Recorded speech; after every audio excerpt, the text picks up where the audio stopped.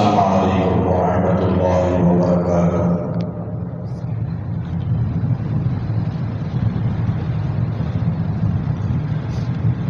الحمد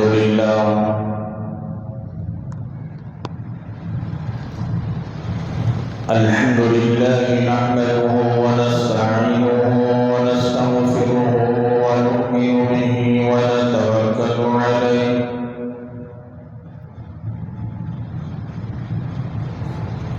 ونعوذ بالله من شرور أنفسنا ومن سيئات أعمالنا.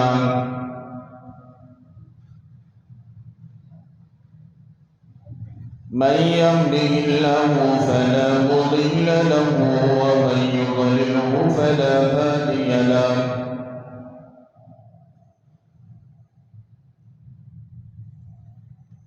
ونشهد أن لا إله إلا الله وحده لا شريك له. ونشهد أن سيدنا وسندنا وشفينا وحبيبنا وحبيب ربنا وطبيبنا وطبيب قلوبنا وأرواحنا وأجسادنا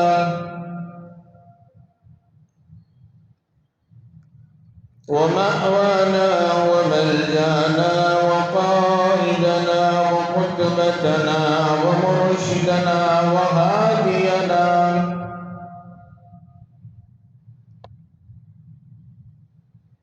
ومولانا محمدا عبده ورسوله صلى الله عليه وعلى آله وأصحابه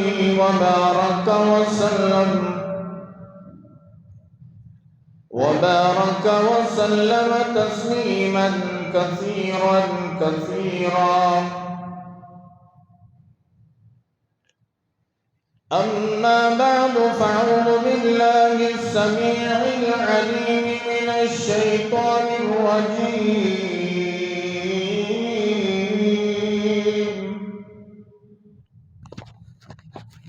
بسم الله الرحمن الرحيم.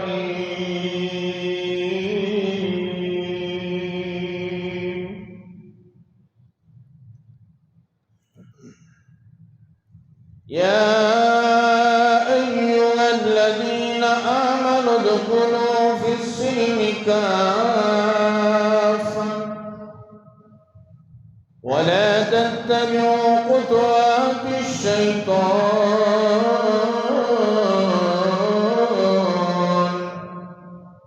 إنه لكم عدو مبين.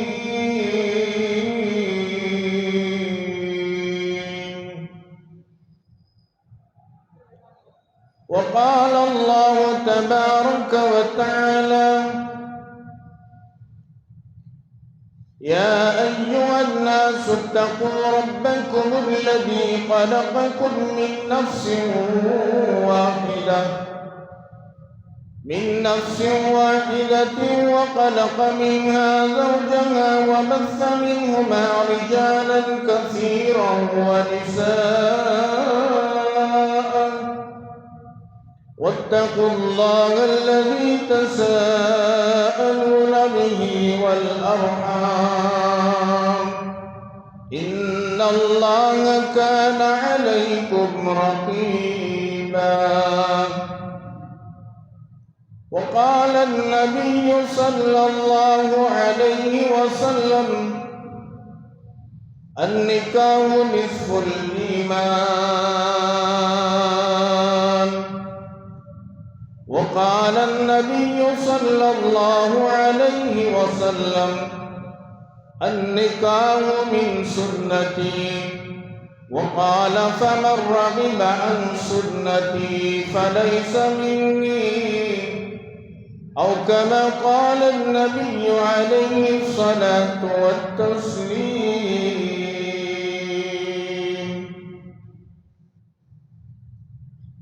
آمنت بالله صدق الله ومولانا العظيم وبلغنا رسوله النبي الأمين المتين الكريم ونحن على ذلك من الشاهدين والشاكرين والحمد لله رب العالمين.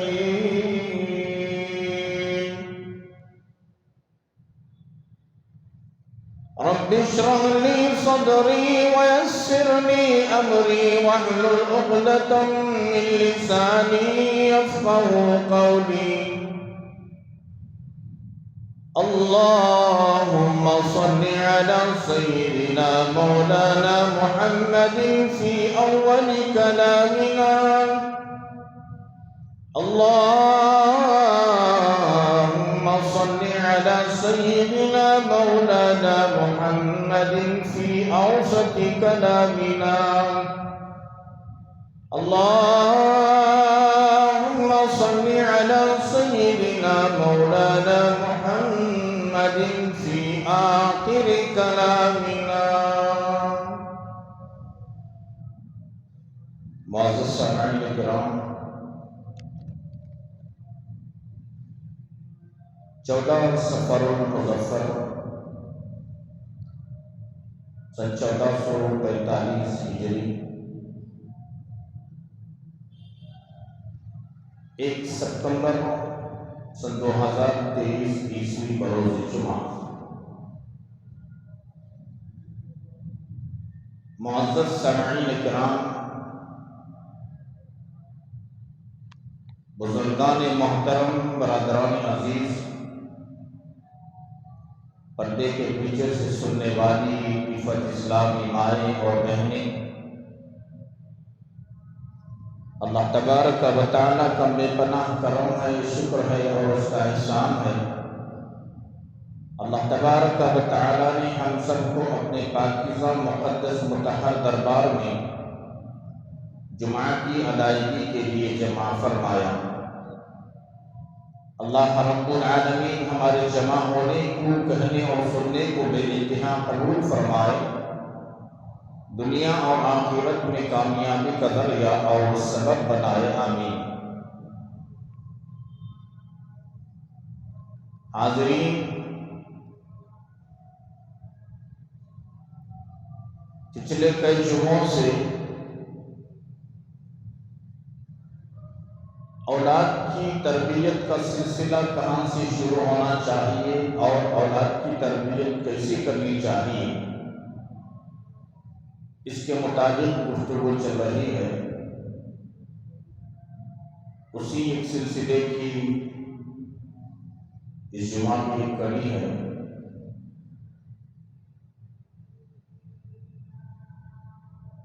دیکھیے، میں نے اس سے پہلے بھی عرض کیا تھا،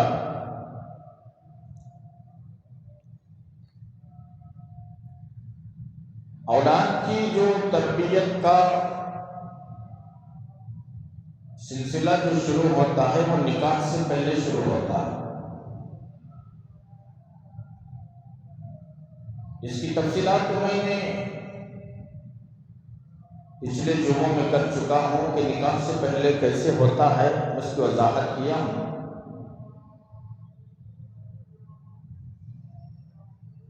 اور اس کی مثالیں بھی میں دیا ہوں گزشتہ جمعہ بھی اور اس سے پہلے کے جمعہ میں بھی. انشاءاللہ اس جمعہ بھی میں بھرپور کوشش کروں گا کہ اولاد کی تربیت کا سلسلہ کیسے شروع ہوتا ہے. اس کی بنیادی وجہ میں بتایا ہوں کہ اولاد کی اچھی تربیت، اولاد اچھی ہونا ہے، اولاد کی تربیت اچھی کرنا ہے اور اچھی اولاد ہمیں نصیب ہونا ہے. تو اس کی بنیادی جو چیز ہے وہ نکاح ہے. اس کے متعلق انشاءاللہ الرحمن میں اس جمعہ اللہ کی توفیق اور اللہ کی مدد سے آپ کے سامنے مختصر صحیح لیکن مفصل و مدلل طریقے سے آپ کے سامنے قرآن و حدیث کی روشنی میں ان باتوں کو معروضات کو رکھنے کی بھرپور کوشش کروں گا۔ اسی لیے میں نے خطبے کے شروع میں سورہ نساء کی پہلی آیت کا انتخاب کیا اور اللہ کے حبیب پاک طٰہٰ و یاسین مزمل و مدثر رحمت للعالمین راحت العاشقین امام الانبیاء محبوب الکبریاء امام القبلتین امام المشرقین و امام المغربین امام الانس و امام الجن امام الملائکہ خاتم النبیین حضرت محمد الرسول اللہ سب کہو صلی اللہ علیہ وآلہ وسلم کی دو احادیث مبارکہ کو بھی میں نے آپ کے سامنے تلاوت کیا، جو عام طور پر نکاح کے موقع پر پڑھی جاتی ہیں۔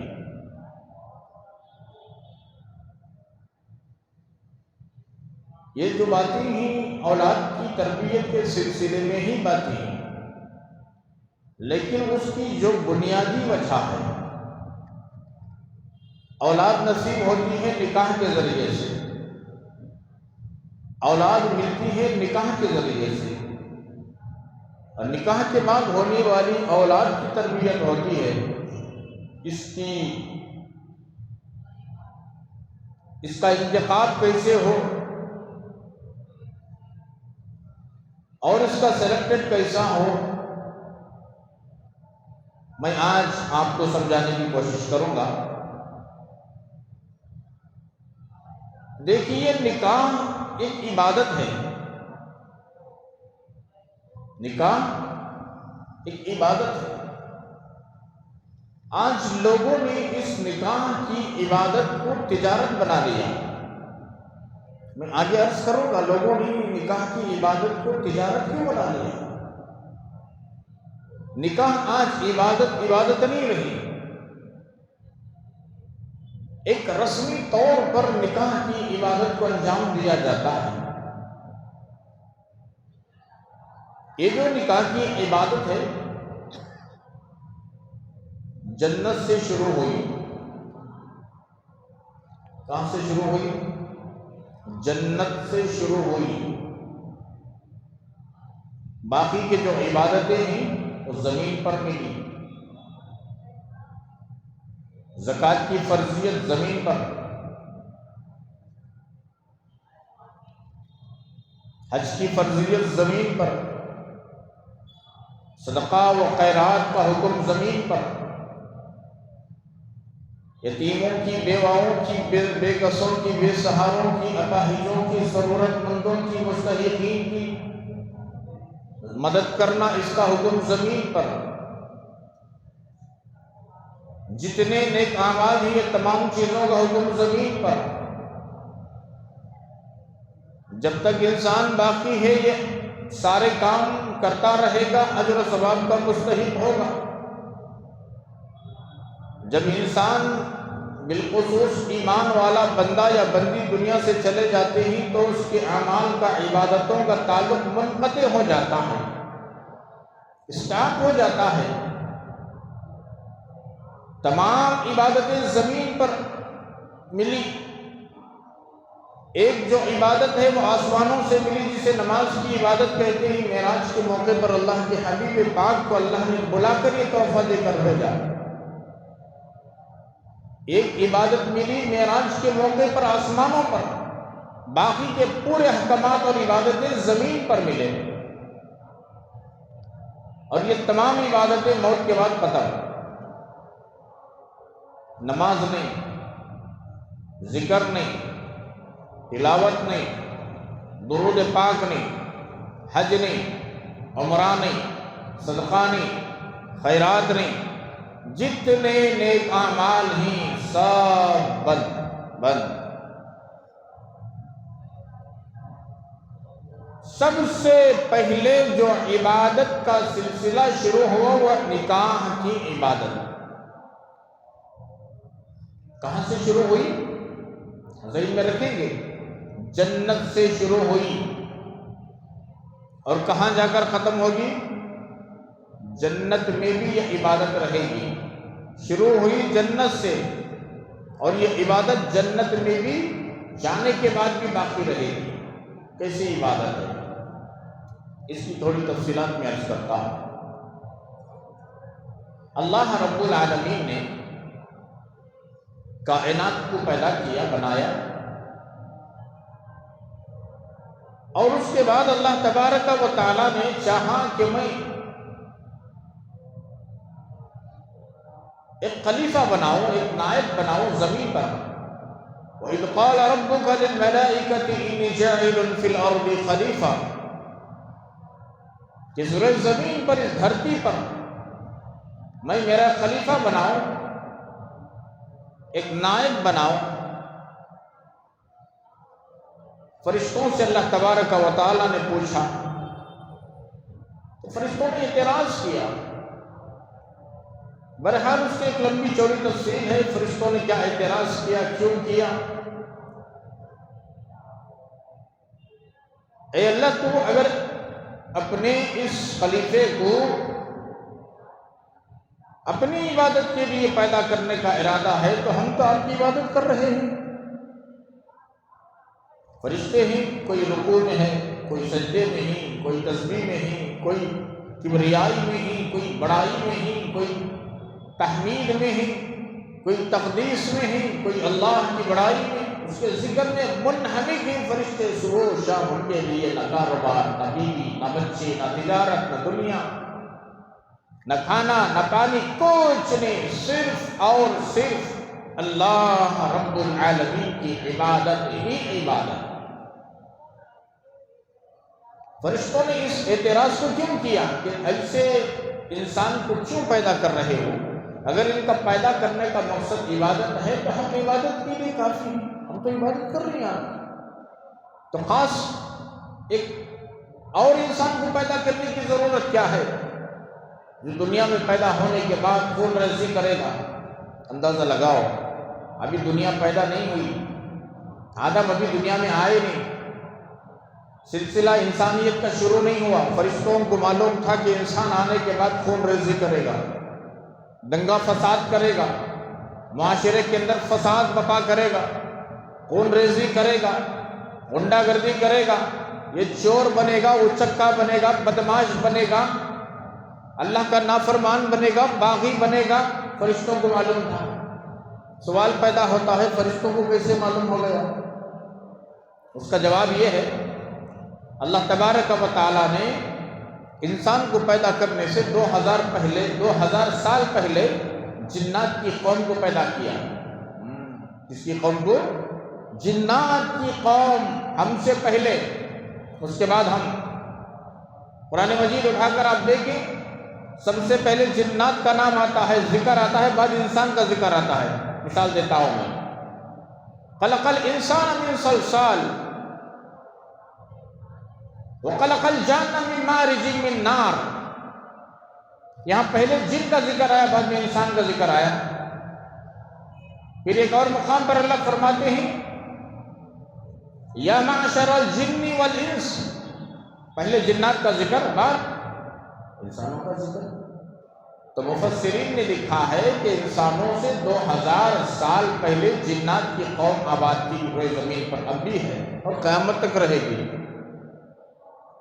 جنات میں مسلمان بھی ہیں، مؤمن بھی ہیں، کافر بھی ہیں، مشرک بھی ہیں، سب ہیں۔ جیسا ہم قوم میں ہیں نا، ہماری قوم میں، ہماری روئے دھرتی پر انسانوں بھی، مسلمان بھی ہیں، غیر مسلم بھی ہیں، مشرک بھی ہیں، یہودی بھی ہیں، نصرانی بھی، اللہ کی عبادت کرنے والے بھی ہیں، ماننے والے بھی ہیں، اطاعت کرنے والے بھی ہیں، باغی بھی ہیں، اللہ کو نہیں ماننے والے بھی ہیں۔ جنات میں بھی ہیں ایسے۔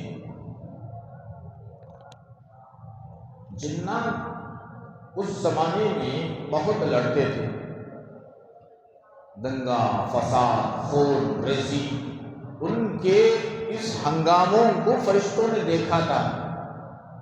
حالانکہ اللہ نے جنات کو آگ سے پیدا کیا، آگ کے شعلوں سے پیدا کیا، انسان کو، مجھے اور آپ کو چکنی مٹی، کھنکھناتی ہوئی مٹی سے پیدا کیا، چکنی مٹی سے۔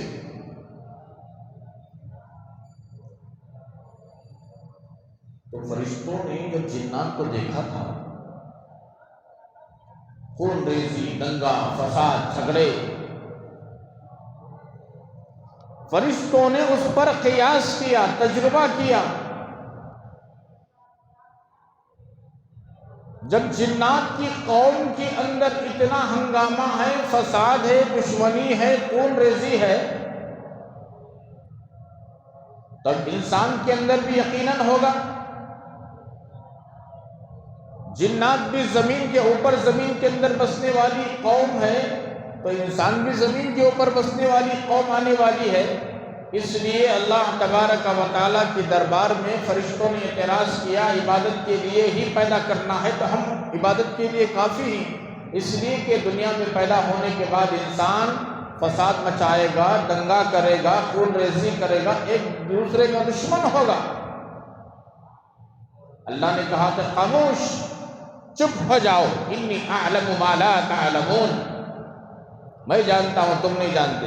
اللہ نے کہا فرشتوں کو خاموش، میں پیدا کر رہا ہوں میرے خلیفے کو، میرے نائب کو، اس کا مقام کیا ہے، اس کا مرتبہ کیا ہے، میں جانتا ہوں تم نہیں جانتے۔ انی اعلم، میں جانتا ہوں، ما لا تعلمون، تم نہیں جانتے، تمہیں کیا معلوم انہیں پیدا ہونے کے بعد کیا کرے گا انسان، اس کے اندر کتنا تقویٰ ہوگا، طہارت ہوگی، خوف خدا ہوگا، خشیت الہی، عبادت میں منہمک ہوگا، پرہیزگار بنے گا، میرا دوست بنے گا، ولی بنے گا، تجھے کیا معلوم۔ انی اعلم ما لا تعلمون، خاموش ہو جاؤ، اور اس کے خاموش ہو جاؤ۔ اللہ تبارک و تعالیٰ نے آدم علیہ السلام کو مٹی سے پیدا کیا، وہ کہاں کہاں کی مٹی اٹھائے، کیا اٹھائے، کدھر اٹھائے، وہ تفصیلات نہیں میرا مقصد اولاد کی تربیت اور اس کی بنیادی وجہ نکاح یہ بتانا ہے۔ کبھی موقع ملے اللہ کی توفیق سے، آدم علیہ السلام کی پیدائش، مٹی کہاں کہاں سے اٹھائے، مٹی اٹھانے کے لیے کون فرشتے آئے، زمین نے کیا انکار کیا، کیسے ہوا، کیوں ہوا، کالے لوگ، پیلے لوگ، لال تانبے کے رنگ کے، پیتل کے رنگ کے، سفید چٹیل، یہ سب کیسے ہوئی ہے، کیسے پیدا ہوئی ہے؟ دنیا کے اندر ہے ہی نہیں 4-5 قسم کے لوگ، ایک دم گورا سفید انسان بھی ہے، کالا بھی ہے، لال بھی ہے، تانبے کے کلر کا ہے، پیتل کے کلر، یہ ہے مٹی کے کلر کا ہے، راکھ کے کلر کا انسان، سب ہوئے کیسے؟ اس کی تفصیلات ہیں، کبھی عرض کریں گے انشاءاللہ۔ غرض کہ اللہ تبارک و تعالیٰ نے آدم علیہ السلام کو پیدا کیا، پھر روح پھونکی گئی، اس کے بعد میں اللہ رب العالمین نے آدم علیہ السلام کو جنت میں داخل کیا۔ جنت میں داخل کیا تو اللہ تبارک و تعالیٰ نے فرمایا کہ تم یہاں رہو، تھے وہاں جنت، اکیلے پن کو محسوس کرے، کیا اکیلے پن کو محسوس کرے۔ آپ اجنبی، آپ اس شہر میں رہنے والے، میں اس شہر میں رہنے والا، کسی نئے شہر میں چلے جائے تو اجنبی نا، کوئی ہمارا جاننے والا نہیں، پہچاننے والا نہیں، ہم کسی کو نہیں جانتے، ہم کسی کو نہیں پہچانتے، اجنبی، اکیلے بیٹھے بیٹھے آدمی بیزار ہو جاتا ہے۔ آدم علیہ السلام اکیلے پن کو محسوس کیا، اللہ تبارک و تعالیٰ نے معلوم کیا کہ آدم علیہ السلام میرے خلیفہ، ابو البشر، آگے چل کر کے انسانوں کے باپ، تمام کائنات کے انسانوں کے باپ، قیامت تک آنے والی تمام انسانوں کے، نسل انسانیت کے باپ، مایوس ہیں، اکیلے پن کو محسوس کر رہے ہیں۔ اللہ تبارک و تعالیٰ نے آدم علیہ السلام کو تھوڑا اونگ دیا، غنود کی آئی، تھوڑا بیٹھے بیٹھے جو اونگنے لگے، اللہ کے حکم سے بائیں پھسلی اوپر، یہ جو دل ہے نا، دل یہاں ہے نہیں، میں دل ہے نہیں، ارے بھائی بولو، آپ کی سینے میں دل ہے نہیں، کدھر ہے؟ رائٹ میں ہے، لیفٹ میں ہے؟ ارے معلوم کر لو بھائی کدھر ہے، دیکھو ذرا، رائٹ میں ہے، لیفٹ میں ہے نا، ہاں بائیں طرف، یہ دل ادھر ہے، وہ ایک دم پرفیکٹلی اسے معلوم کر لو، پھر بھی دیکھو کہاں ہے، رائٹ بیٹ میں آگا کی، لیفٹ میں نا، ہاں، یہ جو دل ہے، دل کے بالکل نیچے کی حصے کی پھسلی سے اللہ نے امی جان حوا کو بنایا. ابھی آدم علیہ السلام سونے بچے. خدا کی قدرت، انما امرہ اذا اراد شیئا ان یقول لہ کن فیکون. اللہ پاک جس چیز کا ارادہ فرماتے ہیں وہ چیز کے لیے اللہ فرماتے ہیں ہو جا تو چیز ہو جاتی ہے. بس دنیا یوں بنی، محنت کی ضرورت نہیں خدا کو. کن فیکون، ہو جا تو چیز ہو گئی، وجود میں آ گئی. امی جان حوا کو بائیں پھسلی سے، دل کے نیچے بالکل دل سے لگی ہوئی پھسلی سے پیدا کر کر خوبصورت آنکھ، خوبصورت بال، خوبصورت گال، خوبصورت کان، خوبصورت ہونٹ، خوبصورت بدن کھڑا کر دیا. آدم علیہ السلام نیند سے اٹھے، ان کو دیکھتے ہی چمک گئے، پریشان ہو گئے. پوری جنت میں اکیلا تھا، یہ مجھ جیسی کون ہے؟ اٹھے وہاں سے، گھبراتے گھبراتے اٹھے، آگے گئے، آہستہ آہستہ گئے. بڑے بڑے بال ہیں، بڑی بڑی آنکھیں،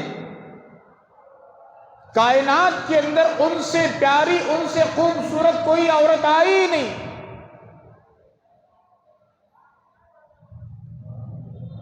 اب آہستہ آہستہ گئے، یہ کیا چیز ہے یہاں پر؟ میں اکیلا تھا تو یہ کون ہے؟ یہ سونے کے لیے گئے، یوں دیکھیں گے. آواز آئی، آدم چھو مت. رک گئے. پوچھا فرشتوں سے، یہ کون ہے؟ اس سے پہلے تو میں نے دیکھا نہیں ایسی چیز. تو فرشتوں نے کہا کہ اللہ رب العالمین نے تمہاری بائیں پسلی سے تمہاری زوجہ بنایا ہے، بیوی کو پیدا کیا. اچھا، میری بیوی؟ ہاں. تھوڑا ہمت آئی، آگے بڑھے اور چھونے کے لیے. دیکھیں یہ کیسی ہے، یہ گھٹ ہے، یہ نرم ہے، یہ کس سے بنایا گیا ہے؟ پھر حکم ہوا کہ نہیں چھینا. اگر تم چھینا چاہتے ہو تو ایک کام کرنا. کیا کام کرنا؟ یہ تمہاری بیوی ہے، اب تم اس کو چھونا ہے یا قریب جا کر دیکھنا ہے تو مہر طے کرنا. مہر طے کرنا. آدم علیہ السلام کو معلوم نہیں تھا کہ مہر کیا ہے. پوچھا مہر کیا ہے؟ نہ دینار، نہ درہم، نہ سونا، نہ چاندی، نہ ہیرے، نہ موتی، نہ جواہرات، کچھ نہیں. فرمایا کہ آدم مہر یہ ہے کہ تمہاری نسل میں، یہ امپورٹنٹ باتیں ہیں، یہ بہت قیمتی باتیں ہیں، دل و دماغ کی تختی پر بٹھا کر رکھو، پھر ایسی باتیں نہیں ملتی.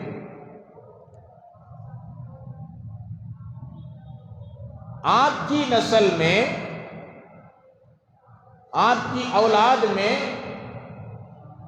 ایک نبی آئیں گے، آخری نبی، جن کا نام ہوگا محمد الرسول اللہ.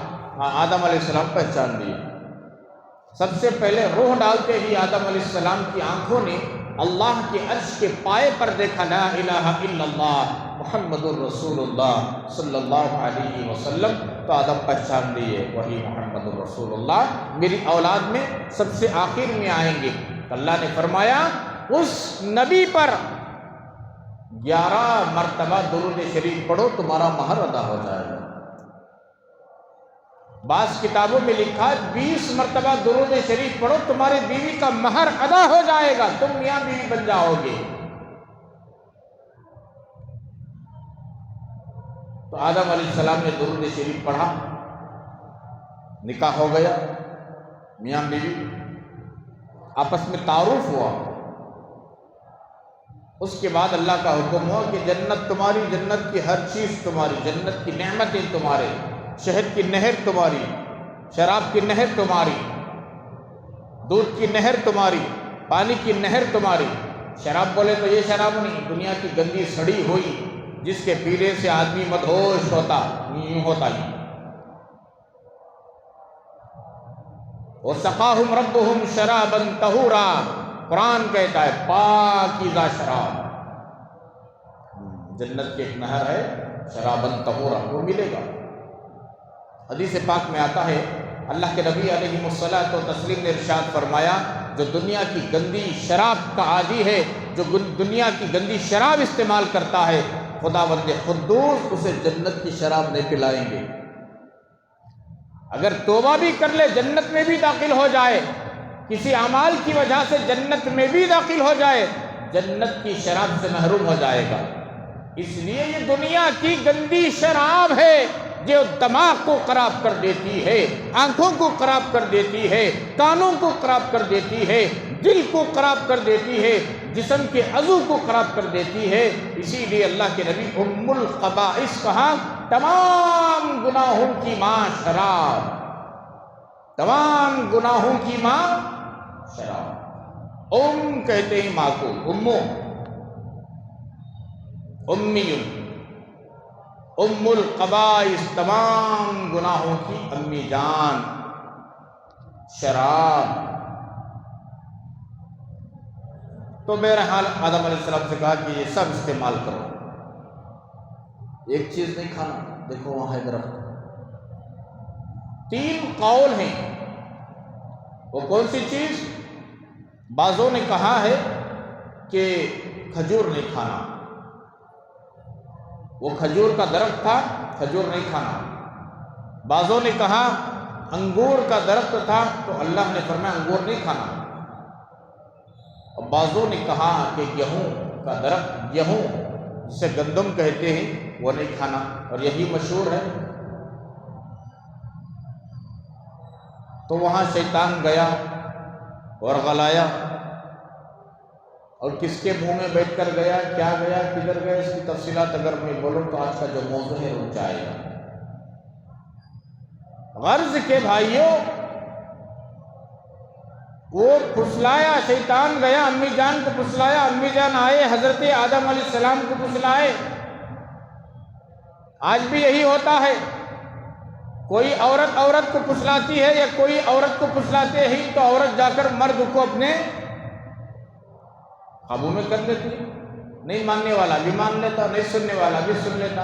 دیکھو جی انہوں بولے ہاں کہاں کی گئے گتے کہ ان کا کام ہوگا گتے، دیکھو وہ نہیں تو بولے کیا انہوں ایک بار بولتی مت مانا نہیں مانتا، 2 بار بولتی، 3 بار بولتی، 10 بار روز پھرا تو صبح میں شام میں کھاتے وقت اٹھتے وقت سوتے وقت بولتے آخرکار مرد مانا اور بھی جان دے جا بھی کہیں گے، اتنے بار بول رہے نا تو ان کا کام ہونے چاہیے گا، بولے سب چل بھیجیں گے۔ پٹی میں پڑتا نہیں پڑتا آدمی، ایسا تو بھی رہندے کنڈیشن کا انہیں۔ تو ایسا شیطان گیا امی جان حوا کو بولے، امی جان حوا آدم علیہ السلام کو پھسلا لیے، دونوں جا کے وہ درخت کا پھل کھا گئے۔ علماء نے لکھا ہے جیسا ہی وہ درخت کا پھل کھائے پیٹ میں گرج اور بجلیاں شروع ہوئی۔ سمجھ رہی میری بات؟ گرج اور بجلیاں شروع ہوئی۔ اب دنیا کی جیسی تو جنت نہیں ہے، جنت پاک، وہاں نہ پیشاب ہے نہ پاخانہ ہے۔ تو اللہ تبارک و تعالیٰ نے جنت کے لباس کو اتار لیا۔ میں نے منع کیا تھا نہ کھاؤ، تم اب یہاں نہیں رہ سکتے، اس لیے کہ تمہارے پیٹ کے اندر گرج اور بجلیاں ہو رہے ہیں۔ اب یہ پاک جگہ ہے جنت، یہ یہاں نہیں ہو سکتا۔ دنیا میں چلے جاؤ، دنیا گندی ہے، وہاں کرو، فارغ ہو جاؤ۔ دنیا گندی ہے، اندازہ لگاؤ، پاک جگہ سے نکال کر اس حاجت کے لیے، اور اللہ رب العالمین کی بھی مصلحت تھی تو دنیا میں بھیج دیا۔ آدم علیہ السلام کو سری لنکا میں اتارا، امی جان حوا کو جدہ میں اتارا، شیطان کو اصفہان میں اتارا، پھینکا، اور سانپ کو بھی پھینکا کسی اور جگہ۔ بہرحال آدم علیہ السلام کا نکاح ہو گیا۔ یہ نکاح کی عبادت شروع کہاں سے ہوئی؟ جنت سے ہوئی۔ جب میں اور آپ دنیا سے چلے جائیں گے، جانا ہے نہیں جانا ہے؟ ہمارے بڑے گئے ہیں، کائنات کے بڑے گئے ہیں، انبیاء گئے ہیں، مرسلین گئے ہیں، پیغمبر گئے ہیں، صحابہ، شہداء، صالحین، اولیاء اللہ سب گئے ہیں دنیا سے، ہمیں بھی جانا ہے۔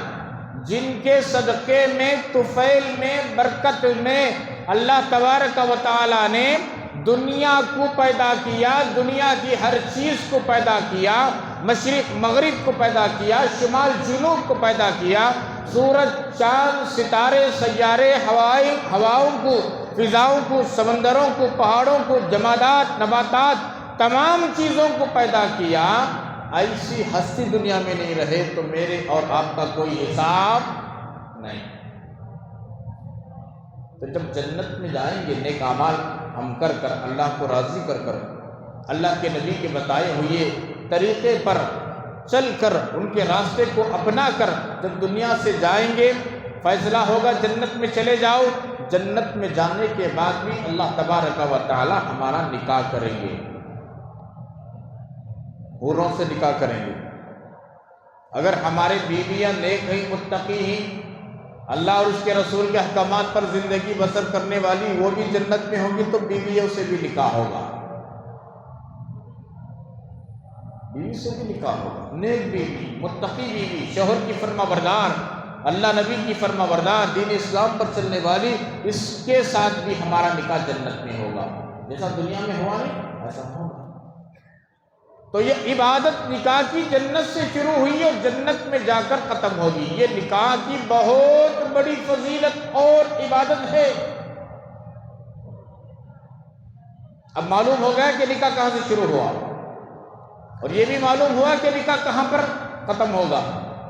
یہ واحد عبادت ہے جو جنت سے شروع ہوئی۔ اللہ نے یہ نہیں فرمایا کہ نماز جنت میں ہوگی، روزہ جنت میں ہوگا، ذکر جنت میں ہوگا، تلاوت جنت میں ہوگی، درود جنت میں ہوگا۔ نہیں نہیں، کچھ بھی نہیں، سوائے نکاح کی عبادت کے اور کچھ عبادت وہاں پر نہیں ہوگی۔ صرف کھاتے رہنا، پھرتے رہنا، سونے کے لیے کچھ وقت ہے بس، جگانے کے لیے کچھ وقت ہے بس، اس کی کچھ حالات و کیفیات ہیں۔ اب آئیے، یہ نکاح تمام نبیوں کی سنت، نکاح تمام نبیوں کی سنت، 5 چیزوں کا ذکر کیا گیا، یہ نبیوں کی سنت میں سے ہے۔ ایک نکاح کرنا، یہ نبیوں کی سنت، تمام نبیوں کی سنت۔ اس میں سے تقریباً 2 یا 3 نبیوں نے نکاح نہیں کیا، وہ خدا کی مصلحت تھی۔ ایک عیسیٰ علیہ السلام، ایک ادریس علیہ السلام، غالباً ایک کوئی اور نبی میرے ذہن سے نکل رہا ہے، نام یاد آ جائے تو درمیان میں عرض کر دو۔ ان کا نکاح نہیں ہوا۔ عیسیٰ علیہ السلام پھر نکاح کریں گے، آئیں گے قیامت کے قریب، نبی پاک علیہ الصلاۃ والتسلیم کی شریعت پر، دین پر عمل کریں گے، اور انہی کی امت میں سے کسی عورت سے نکاح کریں گے، اور ان کی وفات ہوگی۔ ان کو کہاں دفنایا جائے گا؟ رسول کریم صلی اللہ علیہ وسلم جہاں آرام فرما رہے ہیں، مدینہ المنورہ، مسجد نبوی، گنبد خضرا، وہاں پر ایک جگہ خالی ہے جہاں عیسیٰ علیہ السلام کو دفنایا جائے گا۔ اب 3 آرام فرما رہے ہیں، اللہ کے نبی صلی اللہ علیہ وسلم، حضرت ابوبکر صدیق رضی اللہ تعالیٰ، حضرت عمر بن خطاب رضی اللہ تعالیٰ۔ اب عیسیٰ علیہ السلام کو بھی اللہ کے نبی کے بازو جگہ ہے، ان کی وفات کے بعد وہاں دفنایا جائے گا، تو نکاح بھی کریں گے، اولاد بھی ہوگی، وغیرہ وغیرہ۔ تو آئیے، تمام نبیوں کی سنت نکاح کرنا، اور عطر تمام نبیوں کی سنت، خوشبو لگانا، عطر لگانا تمام نبیوں کی سنت، حیات تمام نبیوں کا عمل رہا ہے۔ حیادار عورت، حیادار مرد، یہ حیا کو اپنانا، یہ تمام نبیوں کی سنت ہے۔ اور خود خدا حیا والے ہیں، اور خود خدا غیور ہیں، غیرت کو پسند کرتے ہیں، بے غیرتوں کو پسند نہیں فرماتے، بے حیائی کو نہیں پسند فرماتے، اللہ پاک ہی پاکی کو پسند فرماتے ہیں۔ واللہ یحب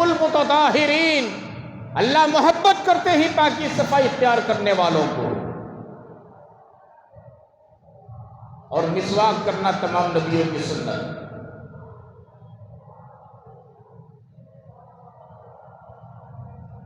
یہ تمام نبیوں کی سنت۔ نکاح عبادت ہے، آج اسے تجارت بنا دیا گیا۔ چلو اللہ کے نبی علیہ الصلوۃ والتسلیم کا نکاح کیسے ہوا میں سناتا ہوں۔ اللہ کے نبی علیہ الصلوۃ والتسلیم جوانی کے دہلیز پر قدم رکھے، مکہ المکرمہ کے ایسے ماحول میں جہالت عام تھی، عورتوں کو درگور، بچوں کو درگور کیا جاتا تھا، عورتوں کو فروخت کیا جاتا تھا، اور بولی لگتی تھی عورتوں کی بازار میں کھڑا کر کے۔ ایسے ماحول میں اللہ کے نبی صلی اللہ علیہ وسلم دنیا میں تشریف لائے، جوانی کی دہلیز پر قدم رکھے، لوگوں نے ان کو امین اور صادق کہنا شروع کیا۔ بڑے امین تھے، صادق تھے۔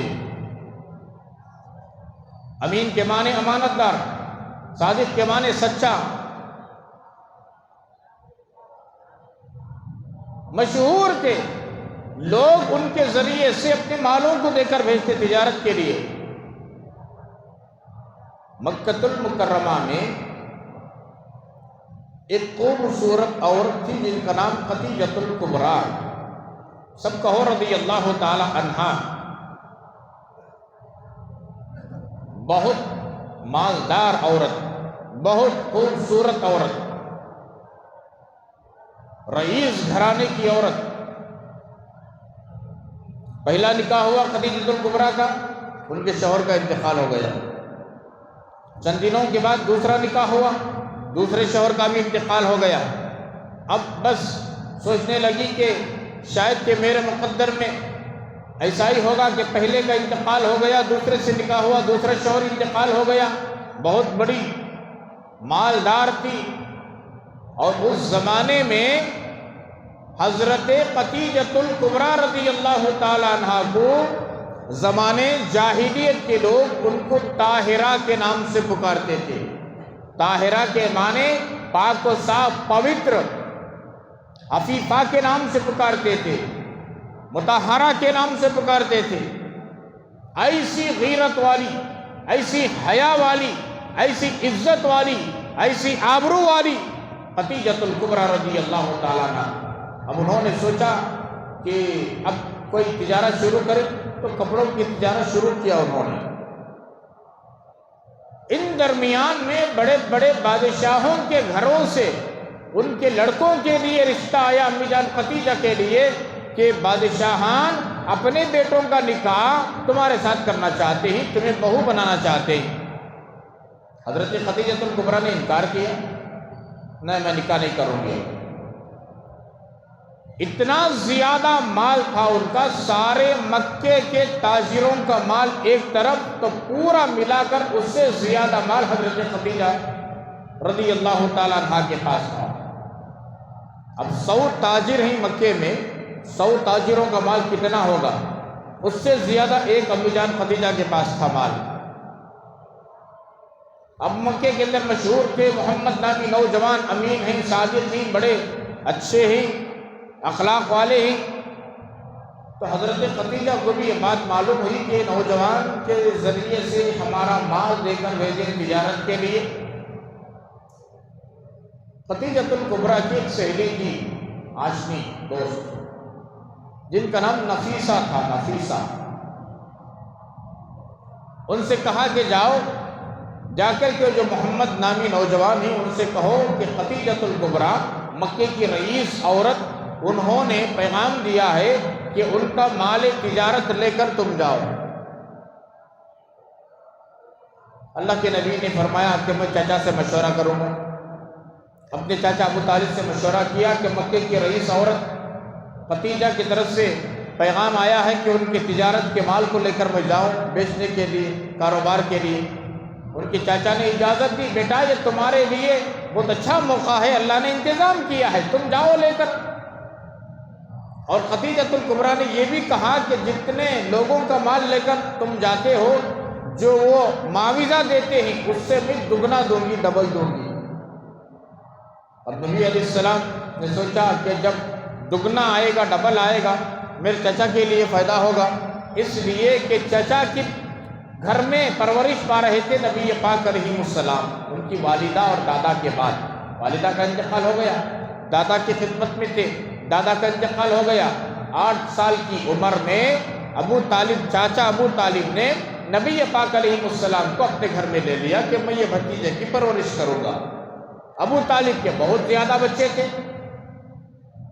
فاقے کا زمانہ، تو آقا نے سوچا کہ کچھ ڈبل آ جائے پیسے، 500 کی جگہ 1000 آ جائے تو فائدہ کی نقصان؟ اگر 1000 آ جائے تو میرے چاچا کا فائدہ ہوگا، اور چاچا سے مشورہ کیا، چاچا بھی اجازت دے دی۔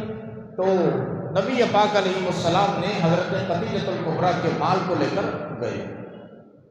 بہت کم دنوں میں امانت داری کے ساتھ، دیانت داری کے ساتھ، حسن اخلاق کے ساتھ تمام مال بیچ کر جتنا مال کا نفع ہوتا تھا اس سے ڈبل نفع آیا۔ واپس آئے، جب تجارت کے لیے بھیج رہے تھے، خدیجہ نے غلام کو بھیجا جس کا نام میسرہ تھا۔ اس سے کہا کہ دیکھو ہر ان کے نقل و حرکت کو دیکھنا، یہ کیسا بیٹھتے ہیں، کیسا کھاتے ہیں، یہ لوگ کیسا بات کرتی ہیں، تجارت کیسا کرتی ہیں، لوگوں کے ساتھ ان کا حسن سلوک کیسا ہے، دیکھو۔ آنے کے بعد پوری من و عن A to Z پوری باتیں مجھے سنانا۔ اب راستے میں ایک راہب ملا، راہب کہتے ہیں یہودی جو دنیا سے کٹ کر اللہ کی عبادت کرتے ہوئے بیٹھ جاتے ہیں اپنے گردواروں میں، عبادت خانوں میں، معبد خانوں میں۔ اس کی نظر جب پڑی، انہوں نے انجیل کو پڑھا تھا، تورات کو پڑھا تھا، اس کے اندر بشارتیں دی گئی کہ آخری نبی آنے والے ہی جن کا نام محمد ہوگا، سب کہو صلی اللہ علیہ وسلم۔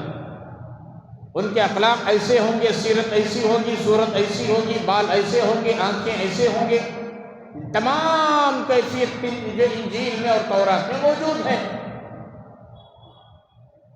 اس راہب نے دیکھ کر پہچان لیا کہ یہ آخری نبی محمد رسول اللہ ہے۔ حضرت خدیجہ الکبریٰ کے جو غلام تھے میسرہ، ان کے کانوں میں یہ بات پہنچی کہ اس یہودی راہب نے کہا کہ یہ آخری نبی ہیں، آخری نبی۔ بڑا حیران ہوا۔ اب تجارت سے واپس گئے۔ جب تجارت کا قافلہ واپس آتا مکے میں، وہاں گھنٹی بجائی جاتی یا ڈھول مارا جاتا، یہ اس بات کی علامت تھی کہ تجارت کو جو قافلہ گیا ہے واپس آیا ہے۔ جب اطلاع ملی کہ قافلہ واپس آیا ہے تاجروں کا، خدیجہ الکبریٰ رضی اللہ تعالی عنہا اپنے محل کے بالا خانے میں کھڑے ہو کر اپنی سہیلیوں کے ساتھ دیکھ رہے تھے کہ قافلہ آیا ہے، اس میں محمد ابن عبداللہ بھی آ رہے ہیں، ہمارا غلام میسرہ بھی آ رہا ہے۔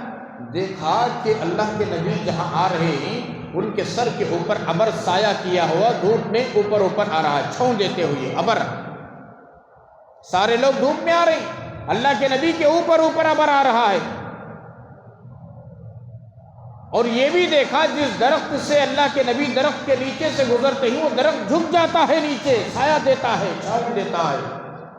خدیجہ سمجھ گئی واقعی ایک بہت بڑی ہستی، یہ نوجوان بہت بڑے مقام والے ہیں، مرتبے والے ہیں۔ کتابوں میں سیرت کے لکھا ہے، آشنیوں کو بھی، دوست آشنیاں سہیلیوں کو بھی بتائی کہ دیکھو بالکل محمد ابن عبداللہ جو آ رہے ہیں، ابر سایہ کیا ہوا ہے، درخت کے نیچے سے گزرتے ہی تو درخت کے ٹہنیاں جھک کر چھاؤں دے رہے ہیں، واقعی ان کا ایک بڑا مرتبہ ہوگا، مقام ہوگا۔ آ گئے، مال واپس لوٹائے، حساب کتاب ہوا، یہ مال کا جتنا نفع ملنا تھا اس سے ڈبل نفع ملا۔ یہ برکت تھی نبی پاک علیہ الصلوۃ والتسلیم کے حسن اخلاق کی اور ان کے گفتگو کی اور ان کے وجود کی برکت۔ خدیجہ الکبریٰ بہت خوش ہوئی اور ان کا جو غلام میسرہ تھا پورا قصہ سنایا۔ راستے میں ایسا ہوا، تجارت کرنے کا انداز ایسا، بات کرنے کا انداز ایسا، بیٹھنے کا، کھانے کا، پینے کا۔ ایک یہودی راہب مل کر اس نے کہا کہ یہ آخری نبی ہوئی ہے جس کا ذکر تورات میں ہے، انجیل میں ہے۔ اتنا سننا تھا، خدیجہ الکبریٰ کے دل کے اندر نکاح کرنے کا داعیہ پیدا ہوا، ارادہ پیدا ہوا کہ اس نوجوان سے میرا نکاح ہو جائے، اس نوجوان کو میرے سر کا تاج بنا لو، اس نوجوان کو میرے سر کا تاج بنا لو۔ دل کے اندر ارادہ ہوا، بے چینی بڑھتی گئی۔ ایسے اخلاق والا نوجوان، ایسے اخلاق حمیدہ والا، اخلاق کریمہ والا، ایسی سیرت والا، ایسی صورت والا، ایسے اخلاق والا، ایسے تمدن کا مالک نوجوان، اس سے بہتر شوہر مجھے نہیں ملتا۔ اس وقت تک نکاح کا ارادہ چھوڑ دیے تھے خدیجہ کبریٰ، اس لیے کہ 2 شوہر کا انتقال ہو گیا تھا، اب تیسرے شوہر کو کرنا نہیں چاہتے تھے۔ لیکن اللہ کے نبی علیہ الصلاۃ والتسلیم کے اخلاق کو دیکھ کر، ان کے کردار اور کیریکٹر کو دیکھ کر دل کے اندر داعیہ پیدا ہوا کہ میں محمد ابن عبداللہ کو اپنے سر کا تاج بنانا چاہتی ہوں، میں ان کی بیوی بننا چاہتی ہوں، ان کو میرے شوہر بنانا چاہتی ہوں۔ دل کے اندر داعیہ ہوا۔ ان کے والد بھی نہیں تھے، انتقال ہو گئے تھے۔ چاچا سے مشورہ کیا، بھتیجا نے چاچا سے مشورہ کیا، چاچا جان میں نکاح کا ارادہ رکھتی ہوں، اور میں ایک نوجوان کو بھی جو ہے دیکھ چکی ہوں، ان کے اخلاق کو، عادات کو، اور سارا مکہ پہچانتا ہے۔ اور ان کے چاچا نے پوچھا وہ نوجوان کون ہے؟ تو ختیجہ نے کہا محمد ابن عبداللہ، عبداللہ کے بیٹے محمد، عبد المطلب کے پوتے ہیں، ابو طالب کے بھتیجے ہیں، میں ان سے نکاح کرنا چاہتی ہوں۔ پوری تجارت کا قصہ سنائے۔ چاچا نے کہا بیٹی اس سے پہلے بڑے بڑے بادشاہوں کے گھرانے سے رشتے آئے تھے، تم نے انکار کر دیا، نکاح کا ارادہ نہیں تھا، اچانک ارادہ کیسے ہو گیا؟ تو حضرت ختیجہ نے فرمایا کہ بات تو یہ ہے کہ ایک راہب نے بھی کہا، میسرہ ہمارے غلام نے آ کر مجھ سے کہا کہ راستے میں راہب نے کہا کہ یہ آخری نبی ہی محمد الرسول اللہ، جن کا ذکر انجیل میں ہے، جن کا ذکر تورات میں ہے، میں چاہتی ہوں کہ وہ نبی کی بیوی بن جاؤں، وہ نبی میرے سر کے تاج بن جائے، وہ میرے شوہر بن جائیں۔ اس لیے میں وہ آتے ہوئے ان کی تجارت سے دیکھا، ابر دھوپ میں ان کو سایہ کر رہا تھا، جس درخت کے نیچے سے گزر رہے تھے درخت جھک کر کے ان کو چھاؤں دے رہے تھے۔ میرا ارادہ ہو گیا کہ میں ان سے نکاح کر لوں، یہ میرے شوہر بن جائیں، میرے سر کے تاج بن جائیں۔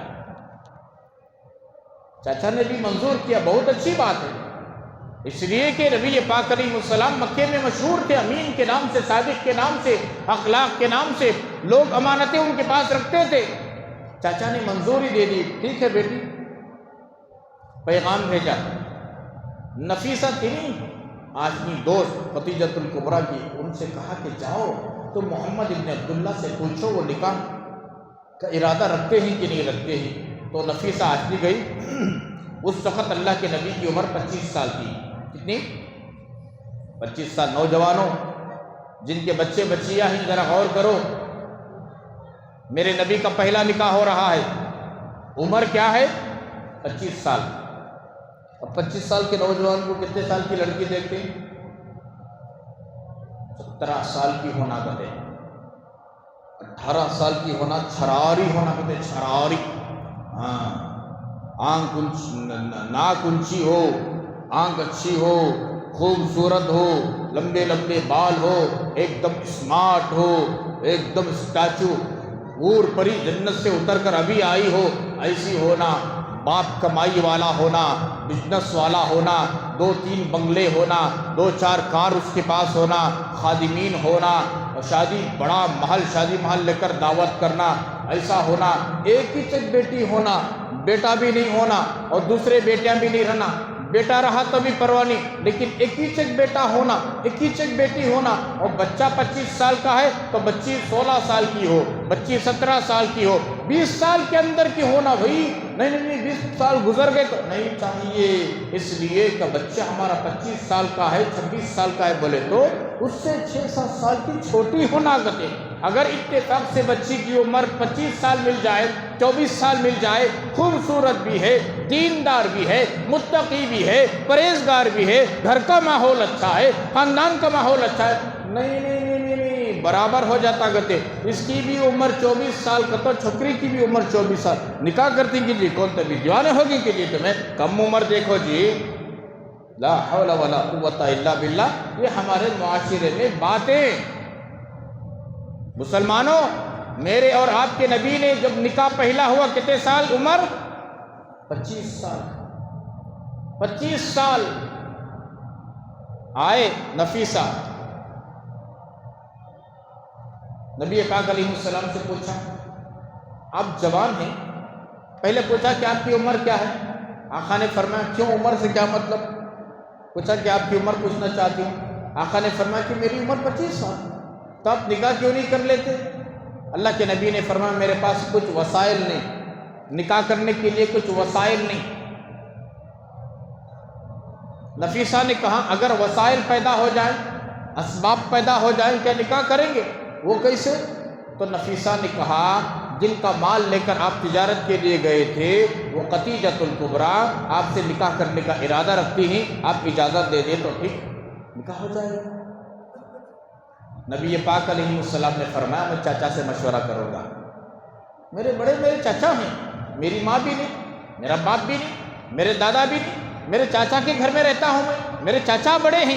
اسی لیے حدیث میں اللہ کے نبی علیہ الصلوۃ والتسلیم نے ارشاد فرمایا چاچا کا مقام باپ کے برابر ہے، خالہ کا مقام ماں کے برابر ہے۔ باپ کو جو عزت دیا جاتا ہے چاچا کو بھی وہی عزت دینا، ماں کو جو عزت دیا جاتا ہے خالہ کو بھی وہی عزت دینا، یہ مقام مرتبہ بتایا۔ تو اللہ کے نبی نے فرمایا میرے چاچا، میرے ماں بھی نہیں، باپ بھی نہیں، دادا بھی نہیں، چاچا میری پرورش کی ہے، چاچا سے مشورہ کروں گا۔ چاچا سے گئے، مشورہ کیا، چاچا جان خدیجۃ الکبریٰ جو مکے کی بڑی رئیس مالدار عورت جس کا مال لے کر میں تجارت کے لیے گیا، اس نے اس کی ایک سہیلی کو بھیجا تھا نفیسہ کو، وہ نکاح کرنے کا ارادہ رکھتی ہیں میرے ساتھ۔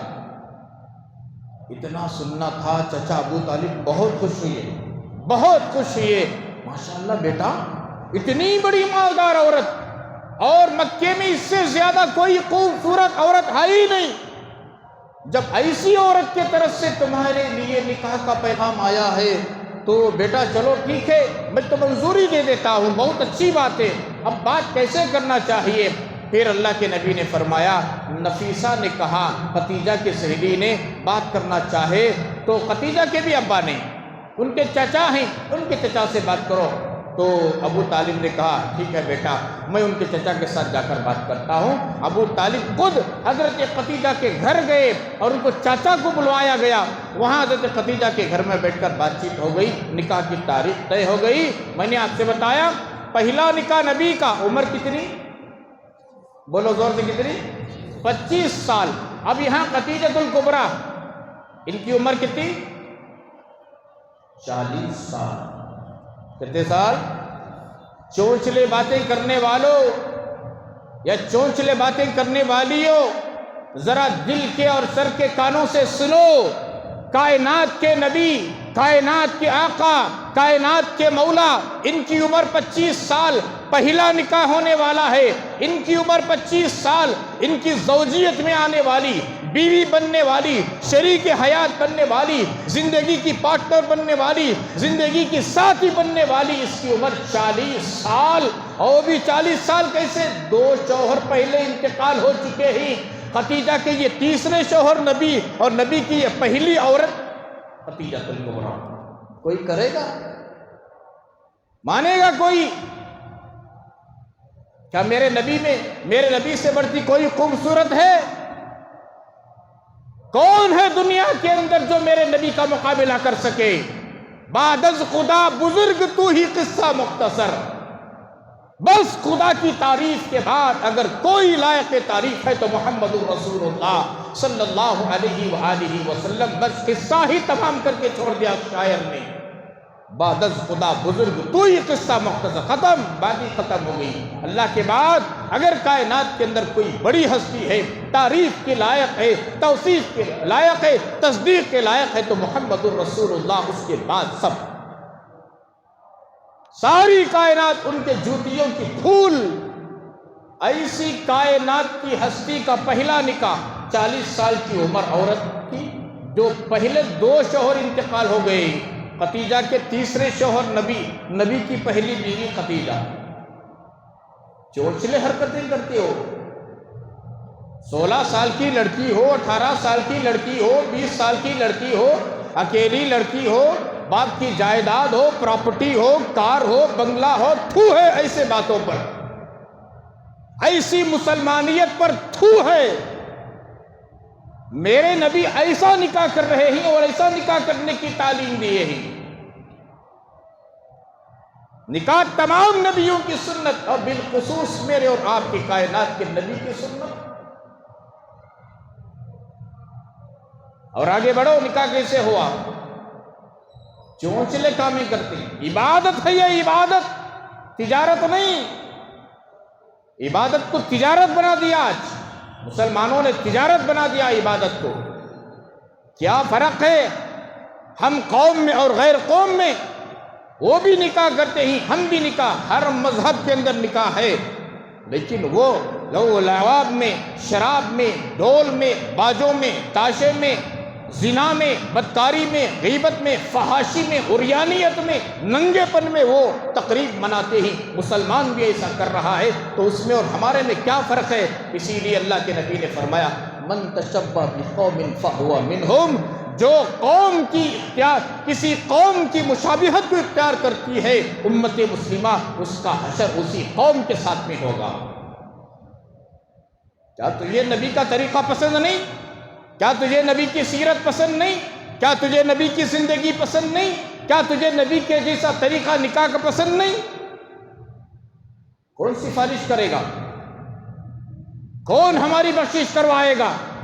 نبی کے طریقے کو ہم چھوڑ کر کسی اور کھڑے ہو کر پوجا کرنے والا، کھڑے ہو کر پیشاب کرنے والا، کھڑے ہو کر پاخانہ کرنے والا، کھڑے ہو کر کھانے والا، بیلوں جیسی زندگی گزارنے والا، جانوروں جیسی زندگی گزارنے والا، اس کا طریقہ پسند ہے، اس کے طریقے کو سینے سے لگاتے ہو. ساری کائنات کی آقا جن کی برکت سے اللہ نے کائنات کو وجود بخشا، کھانے کا طریقہ، پینے کا طریقہ، نہانے دھونے کا، پہننے کا، اوڑھنے کا، شادی بیاہ، معاملہ، معاشرہ، تجارت، سفر، حضر، عبادت، دن رات، ہر چیز کی تعلیم. پیشاب کرنے کے بعد صفائی کرنے کا طریقہ، پاخانہ کرنے کے بعد صفائی کرنے کا طریقہ، اور پاخانہ صاف کون سے انگلی سے کیا جاتا ہے، کون سے انگلی سے نہیں کیا جاتا، یہ طریقہ بتانے والے نبی کا طریقہ پسند نہیں؟ تو کیسے مسلمان ہو؟ دیکھو ادھر چچا گئے، ابو طالب خدیجۃ الکبریٰ کے گھر میں ان کے چچا آئے، خدیجہ کے چچا آئے، نبی کے چچا گئے، بات چیت ہوئی، تاریخ طے ہو گئی، نکاح کی تاریخ طے ہو گئی.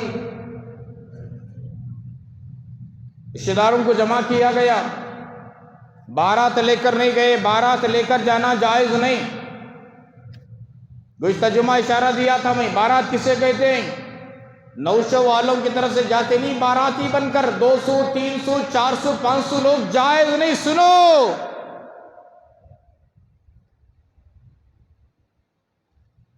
تمہارے منہ پر مونچھ رکھتے ہو، ولیمہ کر کر 500 1000 لوگوں کی دعوت تم کھلاؤ، تمہاری شان بتاؤ.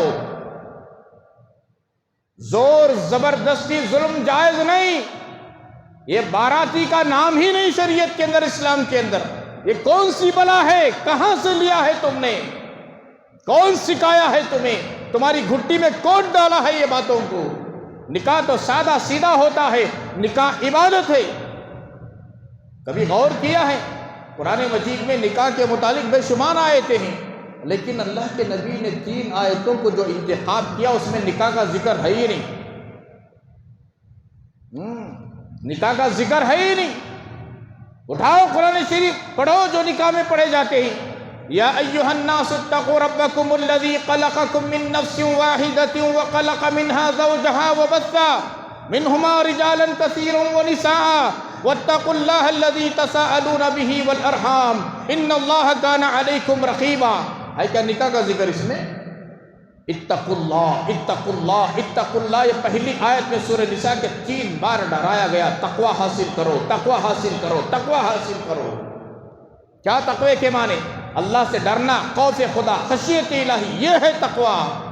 ہو رہا ہے نکاح، نکاح کی آیت ہی نہیں پڑھ رہی ہیں. اللہ کے نبی صرف یہ آیتوں کا انتخاب کیوں کیا؟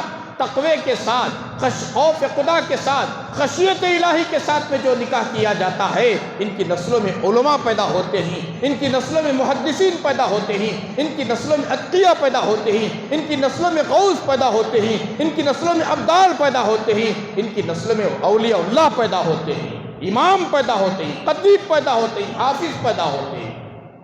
تقوی کی بنیاد پر نکاح کرو، اولاد بھی اچھی ہوگی، اولاد کی تربیت بھی اچھی ہوگی. نکاح غلط، نکاح کی عبادت کو غلط بنیاد دے کر کے، رسم و رواج کی بنیاد ڈال کر کے نکاح کریں گے، خدا کی عزت و جلالت کی قسم کھا کر میں کہتا ہوں، میری بات دل کی تختی پر لکھ کر کے لے چلے جاؤ، تمہاری اولاد صبح قیامت تو آ سکتی ہے، آسمان ٹوٹ کر زمین پر آ سکتا ہے، زمین پھوٹ کر ریزہ ریزہ تو ہو سکتی ہے، پہاڑ روئی کے مثال اڑ سکتا ہے، سمندر خشک ہو سکتا ہے، لیکن تمہاری اولاد، جب نکاح تم نے غلط طریقے سے کیا ہے تو تمہاری اولاد نیکوکار نہیں بن سکتی، پوری ذمہ داری کے ساتھ میں کہہ رہا ہوں۔ ایڑی چوٹی کا زور لگا لو، تم مدرسے میں بھی چھوڑو، تمہارا بچہ انسان نہیں بنے گا، اللہ کے ولی کے جوتیوں کے پاس بھی چھوڑو، تمہارا بچہ نہیں بنے گا۔ کیوں؟ تم نے نکاح جیسے عبادت کے اندر غیروں کے طریقے کو اپنایا، رسم و رواج کو لایا ہے، رسم ساری دنیا بھر کی گندگی کو عبادت کے اندر شامل کیا ہے، اثرات کہاں پڑیں گے؟ اثرات کہاں پڑیں گے؟ انشاءاللہ الرحمن باقی کی تفصیلات، نکاح کیسے ہوا، مہر کتنا بنایا گیا اور کتنے لوگ گئے تھے، اور اس کے بعد دعوت کیسی ہوئی معاشرے میں، ہمارے سوسائٹی میں، مسلم سوسائٹی میں، مسلم معاشرے میں نکاح کیسے ہوتے ہیں، دعوت کیسی ہوتی ہے، یہ تمام چیزوں کی تفصیلات انشاءاللہ الرحمن قرآن و تاریخ و سنت کی روشنی میں آئندہ جمعہ بھی عرض کروں گا انشاءاللہ۔ اس کے بعد بہت ساری چیزیں ہیں جو کرنے کے ہیں، بہت ساری چیزیں ہیں جو نہیں کرنے کے ہیں، میں آگاہ کروں گا، قرآن و حدیث کی روشنی میں بتاؤں گا۔